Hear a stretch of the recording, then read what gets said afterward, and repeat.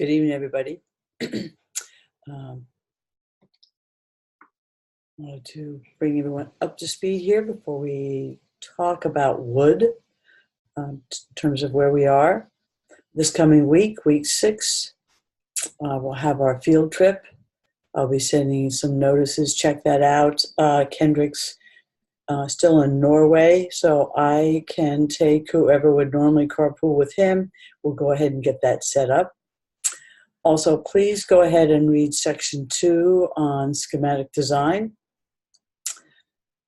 Then moving into next week, we'll be getting into fabric and textiles, talking about that. We'll have our site tour with Kiewit Construction. They built the transit station that's behind the old Union Station, and that's where we're meeting. And they'll be talking about that project and that tensile fabric structure that they installed. We'll have that lecture. Fabric, textiles, we'll also get into plastics. It's a lot, but I'd like to kind of get that all to you as you start to get ready to move into schematic design for your studio project. So October 2nd, that week, we'll be doing those. Read section 3 on design development. That's really where we will be moving into our CAD work with Eric.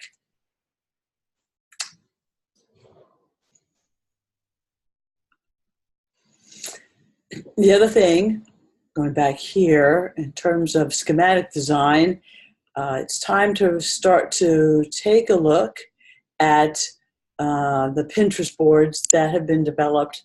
We started these last year with landscape architecture students. So please check out the boards. I've put links to all of them in our class notebook under Pinterest boards. Start following the boards, and then we can add you as a collaborator so that you can start to add additional information. And what I like about these is you can see there are different graduate students who are pulling these in. If you have questions, they certainly are available to be able to reply and talk to them, and also to definitely start to add some of your own. These will be very helpful to be able to pull into your OneNote class notebook that you'll be starting to develop as part of your schematic design.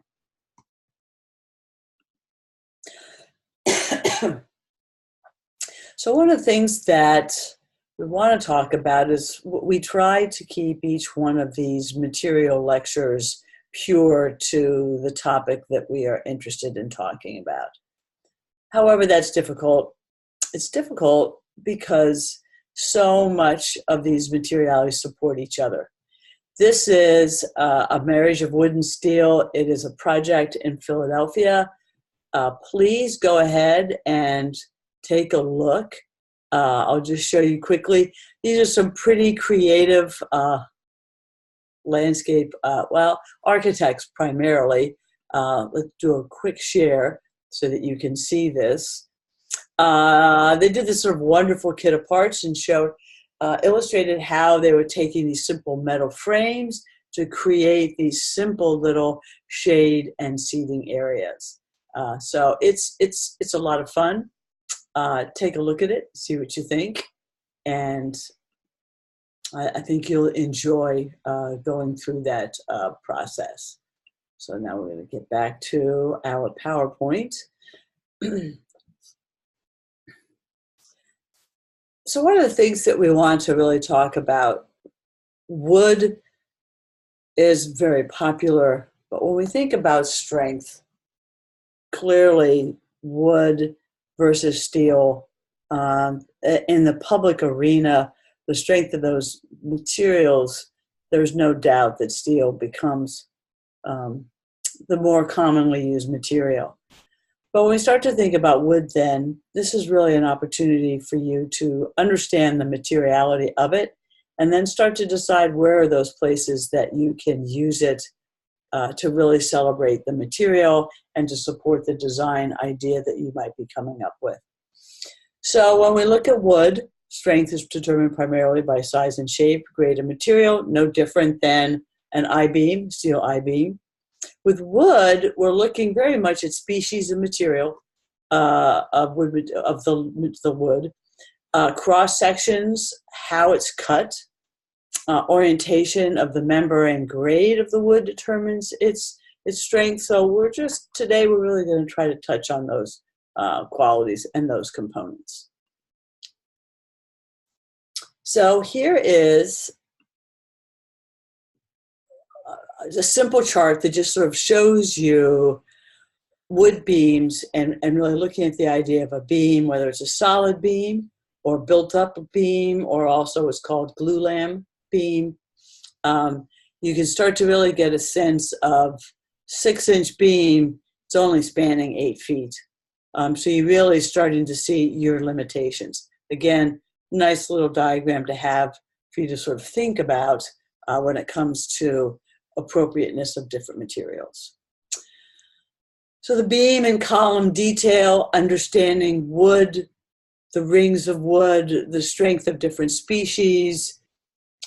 This is a fun detail of a tropical house, but I thought it was just sort of neat because it really talks about the woodness of it, but it also talks about its appropriateness in that particular climate, in the tropics, where those materials may be more readily available. So we will try to also talk from a sustainability standpoint, from a low carbon footprint standpoint, what is really going on with these different materials. And then what do we see when we look at the marriage between steel and wood? These beams are fun. This is a central point of connection for a bamboo structure in Bali. It's a actual building. But what's interesting here is looking at how that marriage of those two materials are coming together. This is interesting because with bamboo, it's not cut, it's grown. And so construction detailing of bamboo is very difficult to do. So this idea of these clamps allow for these subtle variations in the diameter of those different bamboo beams. This is a pretty amazing little detail in here, which I thought was interesting to be able to take a look at. There's metal in here. We've got 2 wood beams bolted together, supporting that, and really creating this wonderful, wonderful study on shade, light and dark that really makes that ceiling look pretty amazing. So joinery, we start to think about joinery. And again, this idea of the marriage of wood. Here, this one over here is your standard detail now that you might see under a residential deck or any kind of a wood deck. You've got a concrete footer. You've got a metal plate above and below that's anchoring it. This is pretty amazing little detail. This is, there's a concrete footer under this massive wood column. It sits on a plate and then is bolted to that piece of wood. A beautiful detail, preserves the wood, lets the steel deal with the water and what's going on in terms of that footer underneath. This last one, is the sort of classic wood joinery. Dowels are used. There's no bolts. The wood is dovetailed and notched. This piece is notched so that it fits snug into here. This is very much sort of the Amish or Pennsylvania Dutch barn raising approach, where really it's the wood and these beefy dowels. There is no metal that happens there. But each one has very much a different purpose and a different effect in terms of the materials. So wood, this is a link again that'll take you to some of those Pinterest ones to take a look at. This was fun. Again, this is Bali. We're looking at bamboo and the lightness and airiness of it as an exterior sort of little gazebo structure. So Wood is renewable. There should be a way that we use it that makes sense, as opposed to petroleum, oil-based products that are not necessarily renewable in our lifetime. So how are we using it correctly? Move me up here. And how are we not? And one of the things that we'll start to talk a little bit is, how do you go from this log to these different pieces of lumber, measured lumber, cut lumber, and the whole idea of what are the things that can happen to that as a natural product, and the quality of the materials that you've got. And these are sort of the 5 different ways that you can, if not properly dried, wood can bend, twist, cup, and not be particularly usable. So quickly, we have 2 main categories of wood. Softwoods in terms of exterior use, which are coniferous trees, pines. Softwoods may be physically harder than certain hardwood species. Pine, larch, spruce, Douglas fir, redwood, cedar, those are all very popular. But softwood, relatively uninteresting grain. And for the most part, with the exception of cedar and redwood and fir, many of these are used more for your basic framing materials and exterior uses. Our hardwoods, these are, we're really starting to look at oak, maple, poplar, cherry, hickory, a finer grain in those. There's a larger percentage of rays when cut into the lumber, so it has more interesting patterns. Certainly we see it a lot more in interior use and in furniture. So what's sort of lumber 101? Let's move me back down here for a second, because this is a nice little diagram. Excuse me. This is showing you, though, when we start to look at how lumber is milled, how it's planed. A plane sawing, the simplest, cheapest, and done more often now, is just these parallel cuts, and then shorter cuts here. Quarter sawn, where we're actually just coming in and we're cutting perpendicular to the grain. Any of you that have a 1920s or thereabouts apartment or home in Denver, you probably have quarter sawn floors. On a large log, this is a good example of how you're breaking it down between your longer beams or decking material to your larger, thicker beams, and really sort of looking at how that starts to come apart.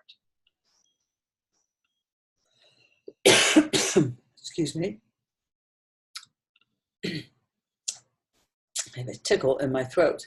Here's an example then, looking at that again, that plane saw, seeing how you've got that grain orientation. It's more exposed. From a flooring standpoint, this could start to wear more often. However, it is your maximum yield and your greatest economy of wood. Here's that quarter sawn that I was talking about. Again, you're almost sort of perpendicular to those rings in the wood. It really starts to give you this really cool pattern, and certainly does wear longer. And you see this more in trim. You see it more in interior use, but I think it's important for you to at least understand these different techniques for wood. So drying wood, this is something that's become a bit of an issue. Seasoning wood means removing that extra moisture. A tree that has just been chopped down, that log is considerably heavier than an old stump that is weathered and aged, because that moisture is gone. So this is seasoned lumber then is stronger than green lumber. And it's also more dimensionally stable, lighter to ship. You can kiln or air dry it. Kiln is preferred, but you walk into Home Depot and most of that wood is still green. Drying and seasoning wood doesn't happen the way it used to anymore, and so you really have to be careful on your wood selections to make sure that you're getting wood that's been properly seasoned. Cracking and checks. This is what starts to happen with wood that is starting to dry. Those wood cells are starting to shrink, and you start to get this sort of checking that starts to happen. We already talked about this a little bit, that idea of how wood starts to cup and how wood starts to distort. I think one thing that is interesting with this little detail here is if you are using decking, if you're using lumber for a trellis, for a cap to a fenced area, looking at how the grains work are very important. So for instance, you always want to have the rings cup side down so that the water is going off. If this was, say, a cap to a fence with the cup side up, there's more of a tendency for that water to come in and get in here and tend to rot and weather your boards much quicker. So one of the things then, and I'm sure if any of you who do any sort of construction or lumber already know all these things, but a 2x4 is not a 2x4 anymore.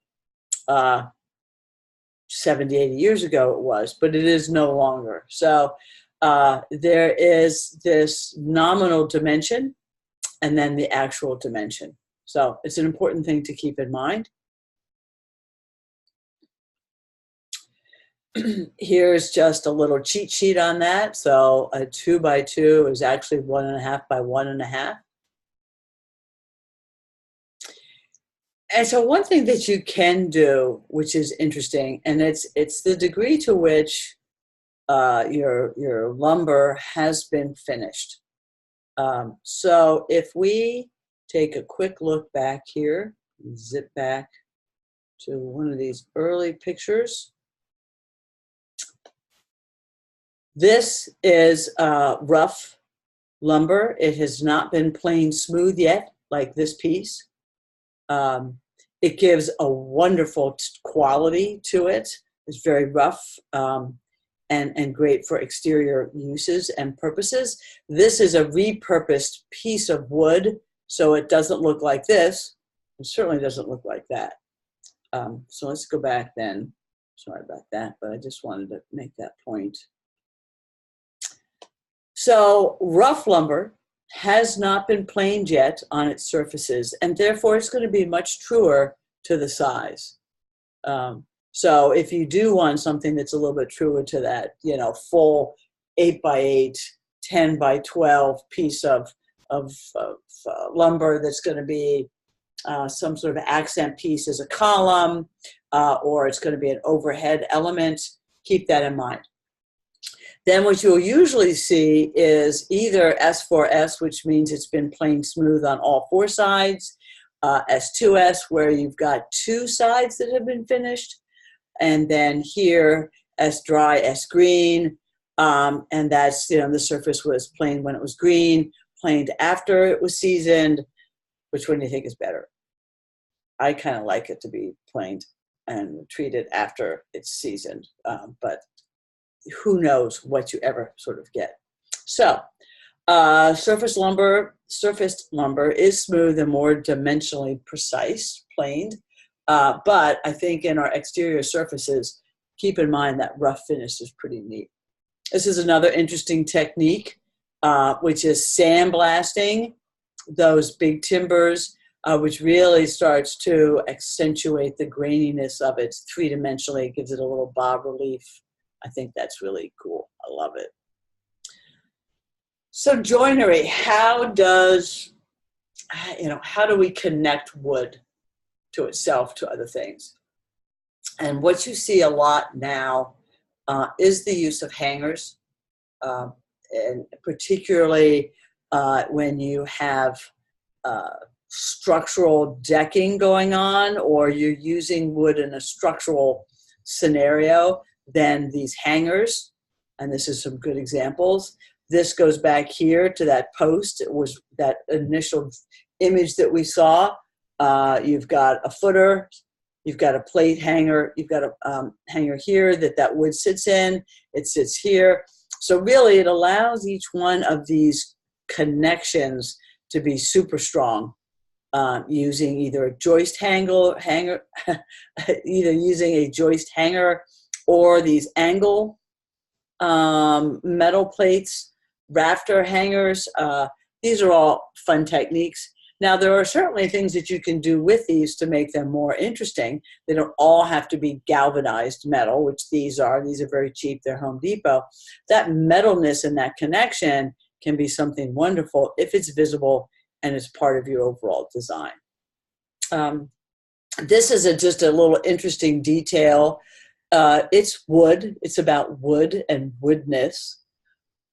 Is it trying to be solid, that post and beam? Is it veneer? Is it laminated? Is it this sort of traditional joinery? So that's an image that's showing how, again, joining two beams together without using any hardware or fasteners. There's no fasteners here. So what's our look? And it sure looks like there's something here. So is it a veneer? And what's it doing for us? It's got these big plates of glass that come across, and then it's got this copper plate, metal plate on top.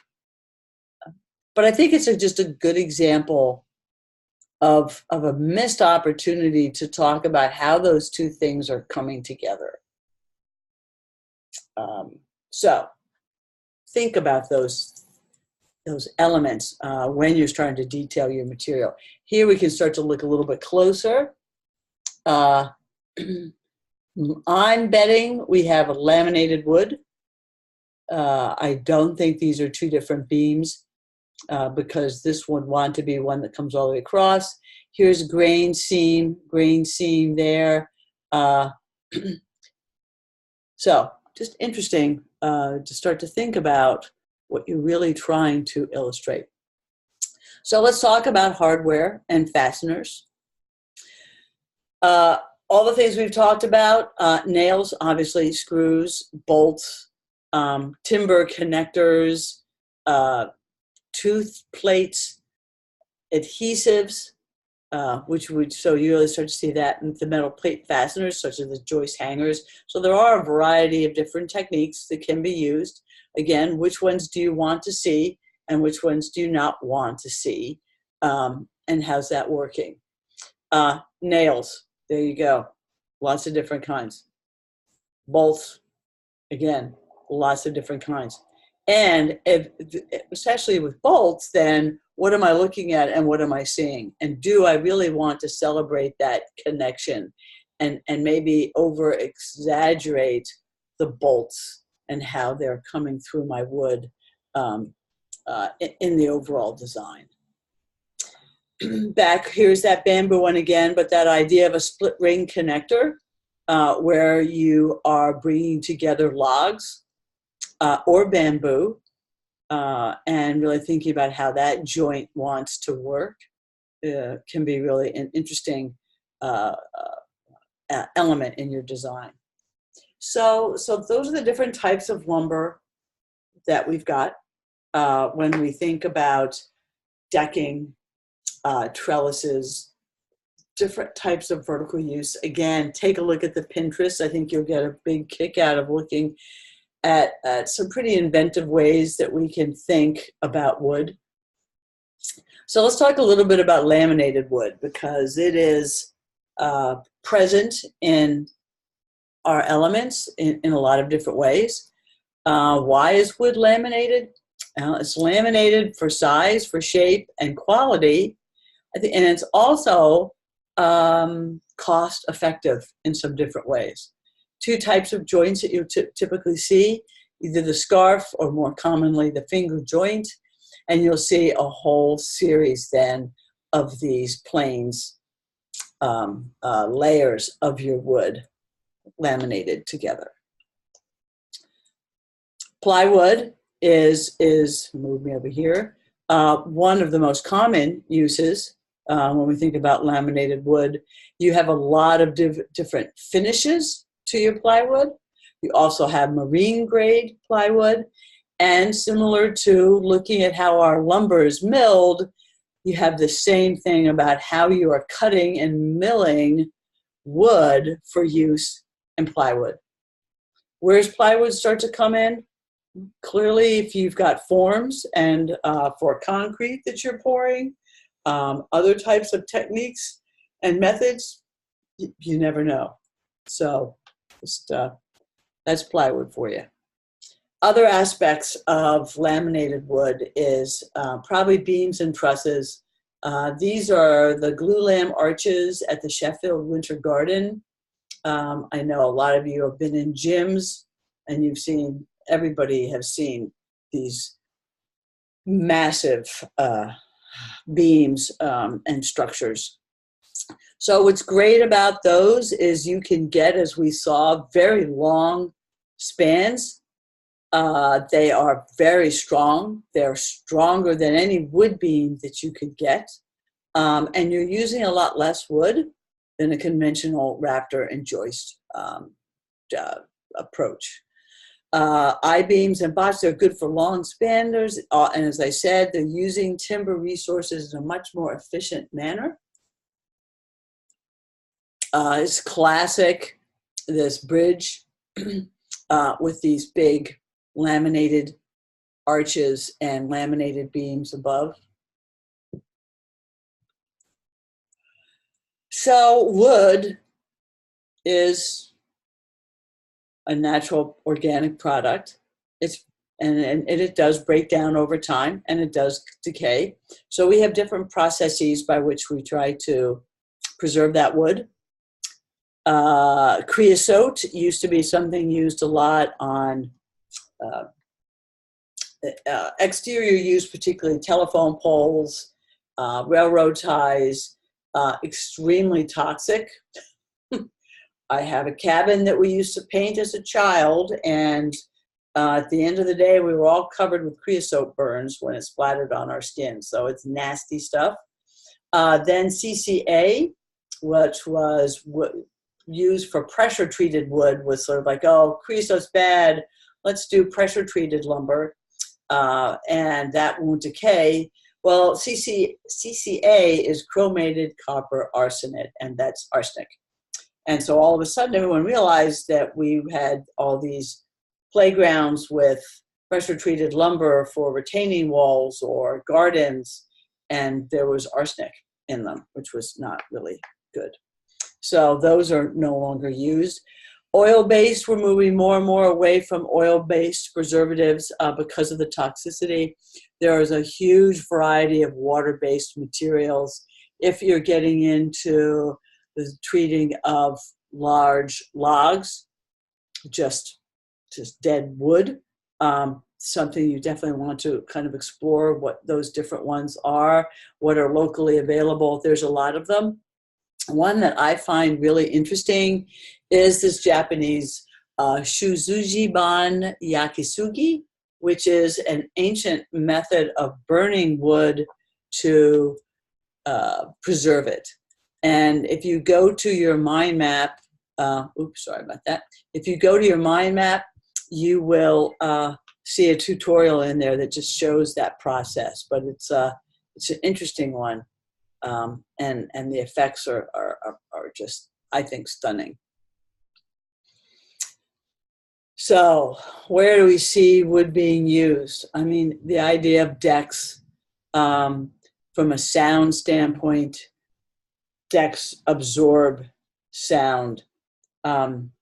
We like it. It's a natural material. It is great. It's wonderful stuff.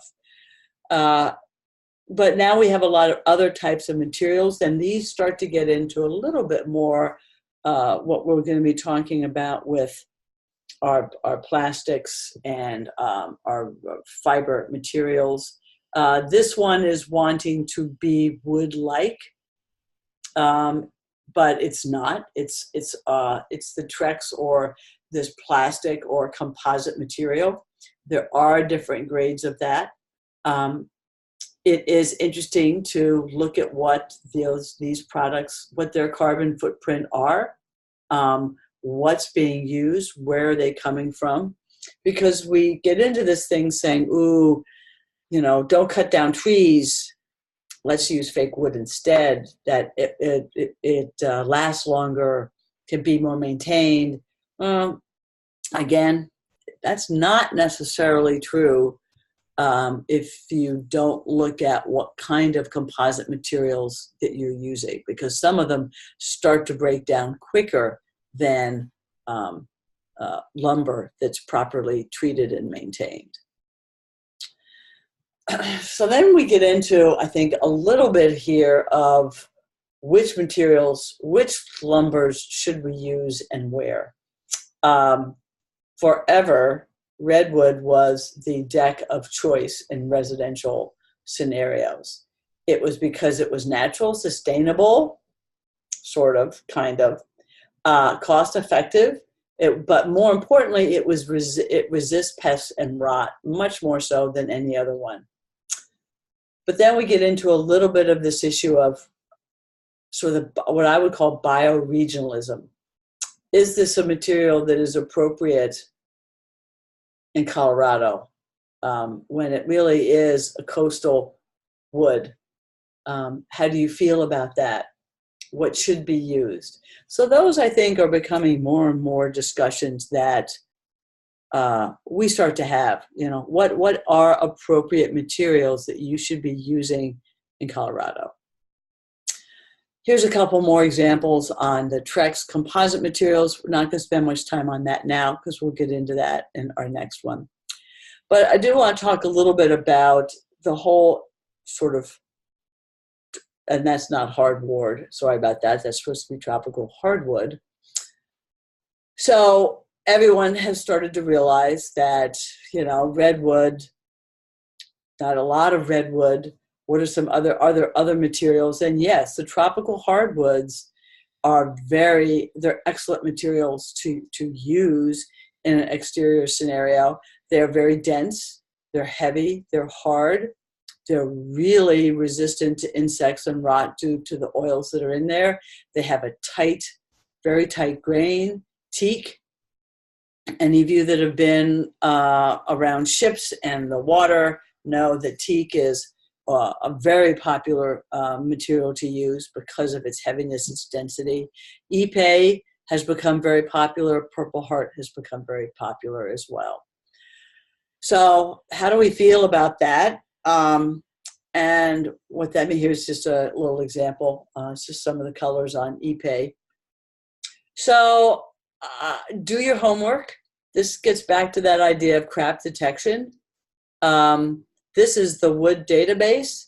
It's kind of an interesting website because here what you can really do is find out what's going on with restricted and endangered wood species. Which ones should I be using or not be using?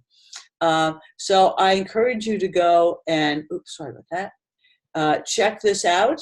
I think it's interesting, and it gets back to know your material and know where your material's from, and make sure in your specifications that you are specifying materials that you are confident aren't endangered, aren't restricted, use best practices, have hopefully the smallest carbon footprint you can. So again, that always is that struggle of where is something harvested and fabricated and then shipped? And, what is that carbon footprint between those things? In the best of all worlds, it's harvested locally and not shipped. Can't always do that, but again, something to keep in mind. So this also is something that we'll start to get into a little bit more when we look at the idea of recycle versus repurpose. Interesting this is the Building Materials Reuse Association. Again, spend a little bit of time on the internet. These organizations, these entities are popping up everywhere. Now, a lot of the ones that you're going to see are more small scale. They may be more residential, because this whole idea hasn't really mainstreamed into larger construction projects. And we can certainly understand why that might not be the case if there isn't the market to really push it yet the way it needs to be. But for you guys, let's dive in. Let's start to take a look at this. Working to create a vibrant building materials economy as part of a world without waste. What a great tagline, right? So anyway, find all things wood, donate. Go check these guys out. It's very interesting. This is a little bit like when we were at Rhino and looking at some of the repurposed materials that Tony had used. The truck trailer for a bridge, the weights from cranes for seats. So we have similar things that you can start to look at when it comes to wood as well. So this last one, I think is an interesting one, and I'm going to pull it up and we'll watch it. I want you guys to watch it. I'll pull it up here in a second. In fact, is it? No, it's not. Let's just, for the moment. So this is a little kind of goofy video, but what I like about it is a great example of something that is sustainable and is going on in Colorado. And this is beetle kill, tree becomes lumber. And there is just north of Silverthorne a large lumber mill that is doing nothing but harvesting and cutting blue grain, beetle kill, pine timbers. I've used some for trellis in my backyard. These are massive, great timbers. They're fun. You can get huge ones. But again, it's that idea is it's dying and it's dead, but let's start to harvest them. Now, it's a little, it becomes a little bit difficult because it's not traditional logging practices. You're going in, these guys are going into a little area, and so there you can see this is a much smaller scale logging practice. They're not coming into an area and taking out 10, 12, 20 acres of trees. They're having to go in there and pull out individually these trees that have already died so that they can be logged. And this one, interesting enough, they're actually planing it on site. So if we zip through here, and again, take a look at it, it's pretty funny. But you can see they're literally right here on site.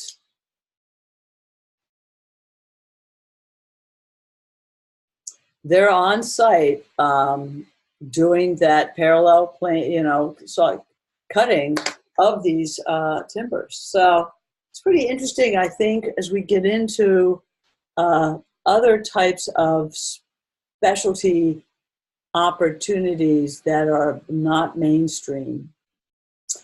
So it's a good example how we get creative, how we start to think about the materials that we're using and the impact that those are having. And so then we just want to finish up with what wood does for us. And this gets back a little bit to Colorado hardscapes. This is a concrete wall that was designed in a interior courtyard for a residential area. I think it's in Spain, but I just loved the way they created this. They created these little niches for plants to grow, and then they really did a pretty amazing job with that lumber that they used to frame out that concrete. And you know it's not timber, it's not lumber. It wouldn't, but the qualities of it are just wonderful. It's a folly. It's a really, I think, special and interesting thing. So, you know, concrete, wood, and plants. Holy cow! It's just such a neat way to try to do that. So, what I'd like you guys to think about, and this is a little bit more of a Luis Barragan kind of a technique. This is similar to what we saw at Colorado Hardscapes, you know, where you've got concrete, but it's really relying on the textural qualities of wood to give relief and texture to this wall. So with that, that's wood. And I will post this.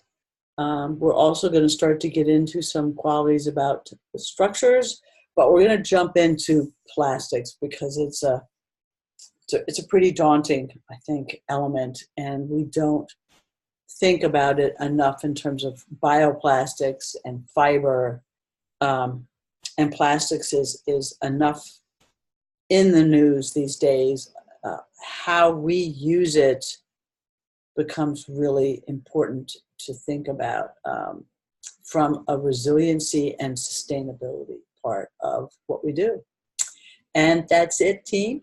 I'll see you guys Tuesday.